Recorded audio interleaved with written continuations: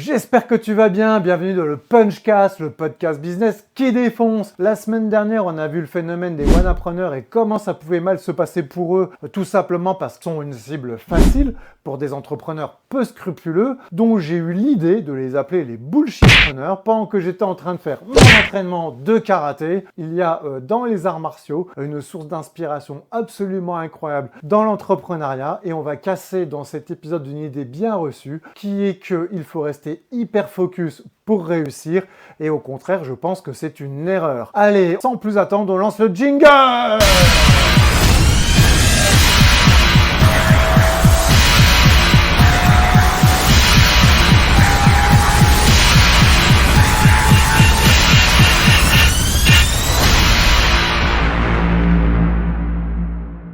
Maître Oui-Oui et You-You sur un arbre perché tenait qu'en son bec un portefeuille bien garni. Maître Bullshit-Renard, flairant le jackpot, lui tint à peu près ce langage. « Eh, bonjour monsieur Oui-Oui You-You, que vous êtes brillant, que vous avez du goût. Sans mentir, avec ma formation en ligne et mes astuces, vous deviendriez le phénix des entrepreneurs qui réussissent. » À ces mots, Oui-Oui, You-You, flatté et plein d'espoir, ouvre son bec, laisse tomber son avoir. Le bullshit-renard s'en saisit et dit « Mon bon monsieur, apprenez que tout flatteur vit aux dépens de celui qui l'écoute. Cette leçon vaut bien votre argent sans doute. » Oui-Oui, You-You, honteux et confus, jura, mais un peu tard, que non le lit prendrait plus. La morale de cette histoire, c'est que si tu cherches des raccourcis, tu vas te faire dépecer. Ouah, tu as vu cette belle fable à propos de Oui-Oui et You-You. Je me suis tenté à l'expérience du prompteur. Bon, tu vois que j'ai encore beaucoup à progresser. Ça fait plus de 20 ans que j'entreprends et en fait, j'en entends partout des conseils, des vers, des parmus. Trouve ta niche, sois scalable, fais un business plan, fais des questionnaires. Enfin bref, en fait, si tu veux, c'est tous ces lieux communs sur l'entrepreneuriat qui font que tu vas exécuter plein d'actions mais sans jamais entreprendre. Et en fait, ça s'explique pourquoi? Parce que l'entrepreneur en lui-même est une cible facile. On les appelle pour rigoler les Oui-Oui, les You-You, les wanapreneurs. Alors je suis le premier aussi à m'être fait avoir, hein. C'est pour ça que j'en parle. Le marché de l'entrepreneuriat, tu vois, c'est rude, c'est pur, c'est brut. C'est pour ça que je suis plutôt punch, hein, parce que je suis pas du tout le genre d'entrepreneur à te faire croire que la vie elle est facile. Au contraire, la vie elle te fait pas de cadeaux, la vie elle te met des tartes dans la gueule. L'objectif c'est de prendre sur soi, d'encaisser et de répliquer toutes les bêtises que l'on peut entendre parfois quand on entreprend. Genre ouais, je veux quitter mon patron parce que c'est difficile. Tu veux apporter ta valeur au monde, oui, ça c'est vrai, mais la vérité factuelle et brutale, c'est que personne ne te fera de cadeau. Que pendant que j'étais en train de faire ma séance de karaté et de sport, et le sport c'est une source d'inspiration absolument incommensurable pour moi, pour l'entrepreneuriat, j'ai beaucoup plus appris par le sport sur le business que l'inverse. En effet, le business, ça m'a quasiment rien appris sur le sport. Là où, par exemple, le sport, ça m'a vraiment permis de développer mon entrepreneuriat, c'est-à-dire c'est que quand tu pousses au-delà de tes limites régulièrement, quand tu vois ton corps t'en peut plus et qu'en fait tu vas faire en sorte d'aller toujours un peu plus loin, toujours pour te renforcer. Et chaque fois que j'ai débloqué un palier sportif, j'ai débloqué un palier au niveau de mon entrepreneuriat. Pendant que j'étais en train de faire ma séquence art martial, dans le milieu, il y a quelque chose qui s'appelle le Bullshido. Bullshido, c'est en gros, tu as plein de disciplines, l'aïkido, le judo, le karaté, taekwondo, le MMA, la boxe, le muay thai, le jiu-jitsu brésilien. Enfin bref, tu as tout ta pléthore de disciplines. Tes sources de débat sans fond sur les blogs, sur les réseaux sociaux, de savoir si t'as un bullshidoka, en gros si t'es en train de raconter de la merde sur des choses qui sont pas pratiques, et aussi tous les élèves qui veulent savoir quelle est leur meilleure discipline, qui est le plus fort, tu vois. Et c'est pour ça qu'est né le mix martial art, tu vois, le MMA, où on s'était dit qu'avec ça, on saurait enfin qui est le plus fort et qui arrêterait de raconter du bullshit. Et en fait, si tu veux, je pensais que c'était des débats un peu stériles, et j'ai commencé à faire mes recherches et j'ai découvert des mines d'or incroyables, des bullshidoka. Et en fait, si tu veux, mais c'est la même chose dans le milieu de l'entrepreneuriat, tu vois. Du coup, je les ai appelés les bullshitpreneurs. Alors je me suis dit, on va parler des bullshitpreneurs aujourd'hui, tout simplement, pour t'aider quand tu es un entrepreneur aspirant, un wanapreneur, pour pas te faire avoir. Et en fait, les bullshitpreneurs, j'ai tapé le mot-clé sur Google et je me suis rendu compte qu'il y avait zéro occurrence. Pour le coup, j'ai inauguré ce mot-clé avec mon article de blog, cette vidéo vidéo, voilà, créons, si tu veux, un mouvement, le mouvement du bullshitpreneur, et il faut absolument le détruire, en fait, tout simplement. Pourquoi? Parce qu'il t'envoie droit dans le mur. En fait, quand je reviens sur le bullshido, j'avais fait plusieurs clubs. J'ai fait du karaté Shotokan, j'ai fait un peu de karaté contact, j'ai fait du taekwondo. J'ai vu des maîtres en arts martiaux avec des vrais élèves qui te vendent des ceintures noires, je sais pas combien de dan, qui te vendent des noms de disciplines, mais vraiment à coucher dehors. Et genre, ils arrivent à t'éclater des gens juste avec les doigts comme ça. Ou alors t'as un gros comme ça assis, puis paf, il casse ses élèves. Je sais pas, je comprends pas, mais tu vois, c'est limite sectaire. Là où je veux en venir, c'est que parfois, tu as les gens qui sont vraiment bien naïfs et ils recherchent une communauté de gens qui va leur ressembler, tu vois. Et ça, parfois, ça peut être un peu dangereux parce que le phénomène de bullshitpreneur a vraiment compris une chose, c'est que d'un côté, tu as des gens qui étaient prêts à entreprendre, et de l'autre côté, ils ont compris que l'être humain, il a des biais cognitifs, il a à peu près toujours les mêmes désirs, il a des vices qui sont bien décrits dans la philosophie antique, et des aspirations, tu vois. Tu veux monter un business qui cartonne, il faut que tu montes un business qui a les 7 péchés capitaux, tu vois. Ou en tout cas, un business qui a un des 7 péchés capitaux, et puis t'en as qui arrivent à aller tous les réunir en même temps, comme Facebook. Eux ont bien compris que les gens voulaient faire plein de choses, mais sans effort, tu vois. Cherchant des raccourcis. Tu vois, ils veulent des abdos, mais en 6 mois, tu vois. Ils veulent un six-pack en 6 mois. Et si possible, sans arrêter de boire. Ils veulent une boîte qui cartonne en 6 mois. Tu veux faire 1 million de dollars en 3 mois, 1 an, 6 mois, 2 ans, enfin peu importe, tu vois. L'idée, c'est de mettre ce que tu veux avoir et le raccourci. Et eux, en fait, ce qu'ils vont te vendre, c'est de la social proof, mais basée sur la réalisation de ton désir. Par exemple, monte un business, ou comment je gagne beaucoup d'argent avec un business, et en fait, eux, ils vont pas te montrer la sueur, ils vont pas te montrer le travail, ils vont pas te montrer ce que c'est de bosser concrètement, ils vont te montrer qu'ils n'ont pas besoin de beaucoup travailler, ils vont te montrer la Lamborghini, la plage, Dubaï, le monde à l'étranger, et que pour le coup, eux, ils appliquent une méthode qu'ils vont te vendre et qui va se jouer sur tes instincts, si tu veux, de vouloir réussir, de vouloir percer le secret,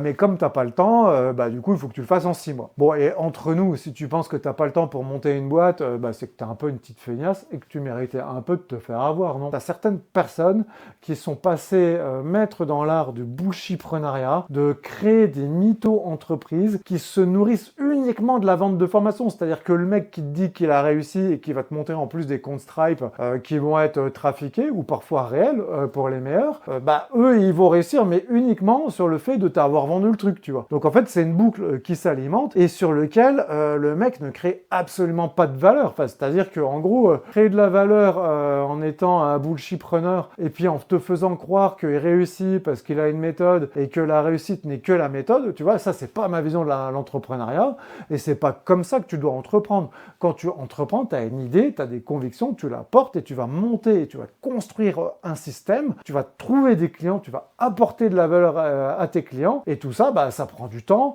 ça prend de la sueur, mais aussi et surtout, il faut agir, il faut passer à l'action. Si tu restes chez toi en passant des questionnaires à des personnes, ça marche pas. Tu vois, parce que quand tu fais ça, tu es en train de chercher de la validation sociale. Et j'ai vu trop de structures qui accompagnent la création d'entreprises. On parle des bullshitpreneurs Dubaï, mais on peut parler de tout le système de bullshitpreneuriat classique qui existe. C'est par exemple, tu es primo-entrepreneur, tu sais pas trop, tu es au chômage, tu vas demander une formation Pôle emploi, on va te mettre en contact avec des structures d'accompagnement, et elles, pour structurer ton projet, parce que souvent, les mecs, quand tu leur demandes ce qu'ils veulent faire, ils savent pas trop, quoi, tu vois. Après, c'est comme ça, on va dire que ils veulent le statut, tu vois, quelque part. Enfin, tu vois, j'ai toujours du mal avec ce côté de j'ai envie d'être entrepreneur, mais je sais pas que dans quoi. Je sais pas, c'est comme si tu dis, je vais faire du sport, je sais pas lequel sport. Ouais, je sais pas, c'est chaud, non? Enfin, à la limite, si tu sais pas, va courir, c'est le truc le plus simple, voilà. Ou alors tu les testes un par un.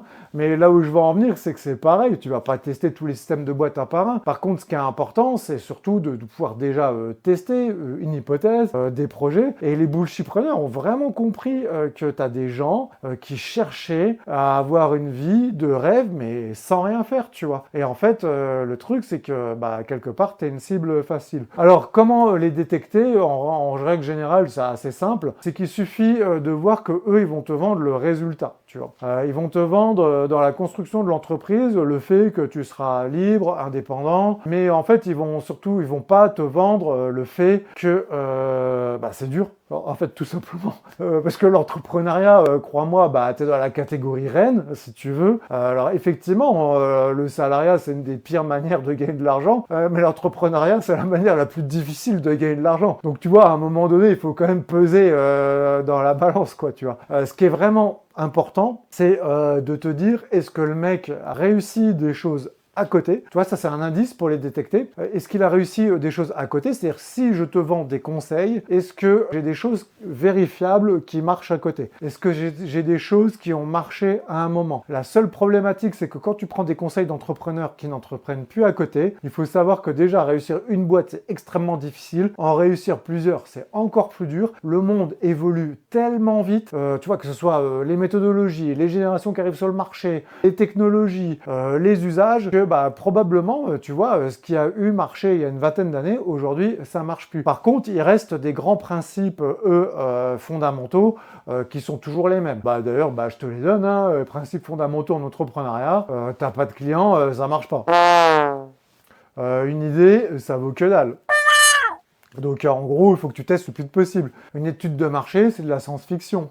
Un prévisionnel, si tu arrives à le tenir, vend des consultings en voyance, tu vois. Et d'ailleurs, le marché de la voyance, il m'a toujours étonné. C'est que les mecs te font des publicités dans les magazines ou sur Internet, mais ils sont pas capables d'anticiper par eux-mêmes les clients qu'ils vont avoir dans le futur. Donc du coup, ils font des publicités, quoi, tu vois. C'est vraiment nourri dans un écosystème où l'entrepreneur est une cible facile, où ça pullule de bullshitpreneurs qui veulent te vendre de la désirabilité sociale, mais sur des choses, en fait, du coup, t'en as pas forcément besoin. Le seul truc que tu as besoin pour entreprendre, bah, c'est vraiment facile. Hein. Je te l'ai dit, tu vends quoi, à qui, combien, t'as combien de clients, quelle est la version 24 heures de ton projet. C'est en faisant que tu vas amorcer et que tu vas développer tes besoins en recherche. C'est pas d'abord en te formant que tu vas trouver ton idée d'entreprise, pas du tout, c'est même l'inverse. C'est en voulant porter une conviction que tu vas te former à côté. Ce que je préconise, c'est carrément la méthode inverse de ce que tu vois. D'ailleurs, tous les entrepreneurs à succès, moi, dans les réseaux d'entreprises que je connais, il n'y en a aucun qui a fait une formation d'entrepreneur. Hein. Ils ont tous des idées, c'est quasiment tous des moutons à 5 pattes. Ils ont exécuté comme des cochons, ils ont galéré, et jusqu'à trouver, bah, à un moment donné, des gens qui étaient prêts à leur donner de l'argent par rapport à ce qu'ils faisaient, et à partir de là, ils ont réussi à transformer.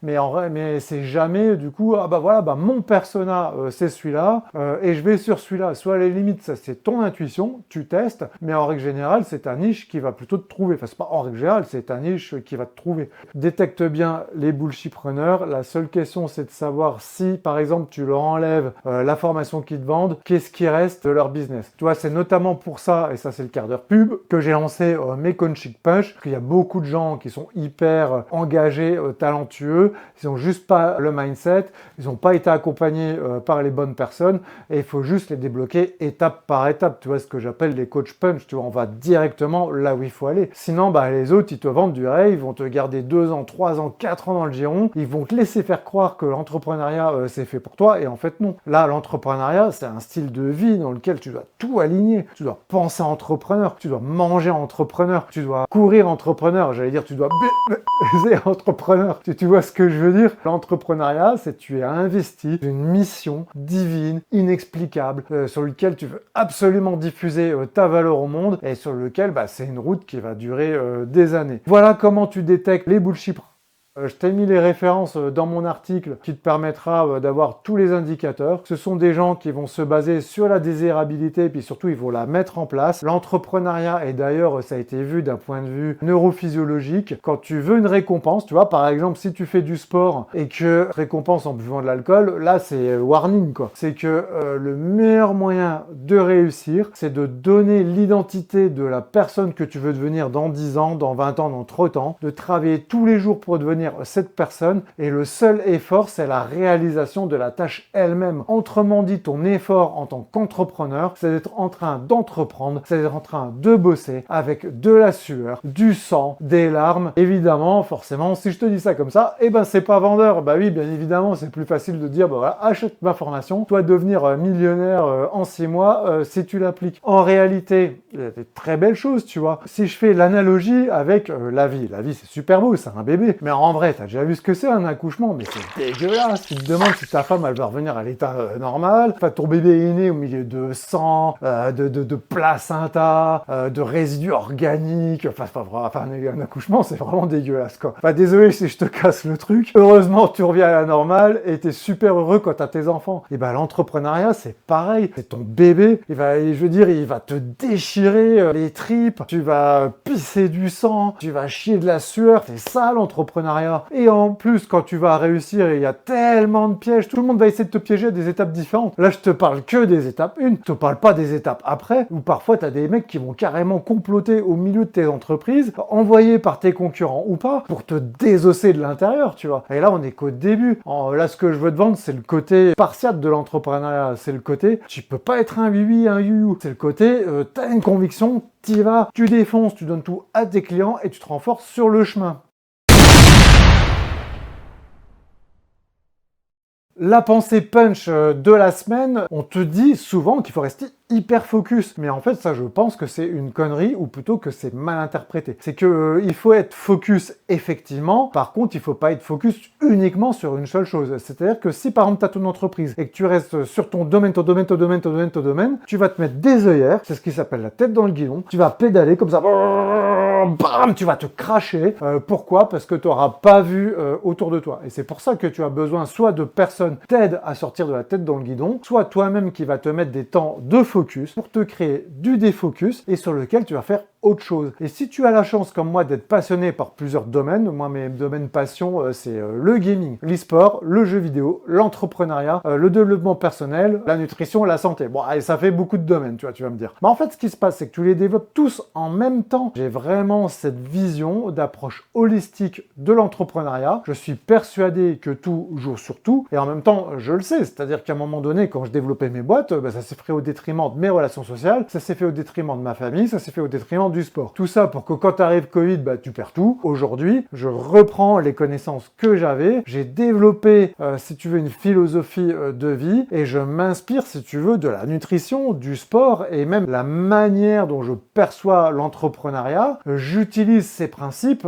pour développer mon sport, tu vois, par exemple. Et c'est pour ça qu'il faut absolument que tu t'intéresses à d'autres domaines, qu'importe le domaine, parce que si progressivement tu deviens un expert de ces domaines, ou sans être un expert, c'est que tu vas t'intéresser, tu vas creuser, et des patterns que les autres ne verront même pas. Tu vois, j'ai trouvé un pattern entre le karaté, le bullshido et les bullshitpreneurs et l'entrepreneuriat. Karaté, au début, t'es une ceinture blanche, tu vas te faire démonter par les autres personnes. Au début, t'es un entrepreneur débutant, tu vas te faire démonter par tous les bullshitpreneurs, mais il faut pas que t'abandonnes à la première claque dans la figure. Il faut que tu persévères, il faut que tu continues. Et crois-moi, quand tu te prends des vrais baffes dans la gueule, ça te permet de voir la vraie vie, et puis tu vois différemment l'entrepreneuriat, tu vois. Il n'est pas vécu comme une espèce de porte de sortie, parce que ton il te fait chier et que ta vie elle est trop dure, parce que tu as envie d'avoir les horaires que tu veux, ou alors parce que tu te fais un burn-out et puis qu'il faut que tu ailles vendre des trucs pour être tranquille.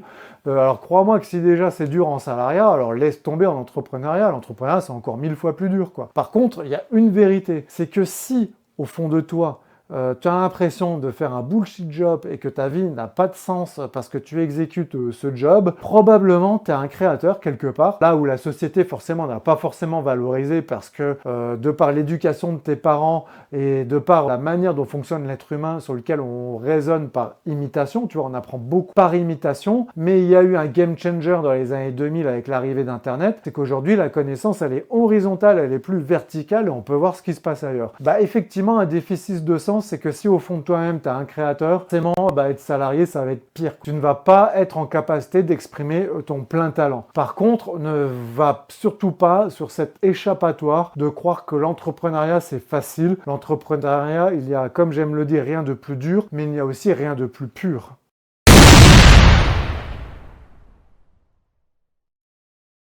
La citation de la semaine, c'est une citation d'Anko, un créateur que j'apprécie beaucoup, sur lequel je m'inspire vraiment en fait. Si tu as plusieurs centres d'intérêt, ne laisse absolument personne te laisser croire que tu dois restreindre ton focus. Au début, tu paraîtras peut-être perdu, mais si tu tiens bon, tu écraseras tout le monde et tu surpasseras tout le monde. Et en fait, c'est exactement vrai. C'est-à-dire que si tu regardes bien, tu as des créateurs, tu vois, comme Jack Black, ils sont acteurs, producteurs, chanteurs. Et en fait, tu as des gens qui sont extrêmement forts dans plusieurs domaines et ils arrivent à les connecter ensemble. Tu vois, par exemple, Bruce Lee, c'est un artiste martial, ça a été un philosophe, ça a été un écrivain et en même temps, ça a été un grand acteur. Le focus pur sur une seule discipline, j'y crois pas trop. Quand même, j'aime à dire, c'était pas juste une fourmi qui va exécuter la même tâche jusqu'à la fin de ses jours. Je pense que ça a beaucoup plus de valeur à l'heure des créateurs quand tu es inspiré par plusieurs domaines, bah justement de les intégrer dans ton entrepreneuriat parce que c'est ce qui fait que tu vas apporter des choses nouvelles dans ta branche.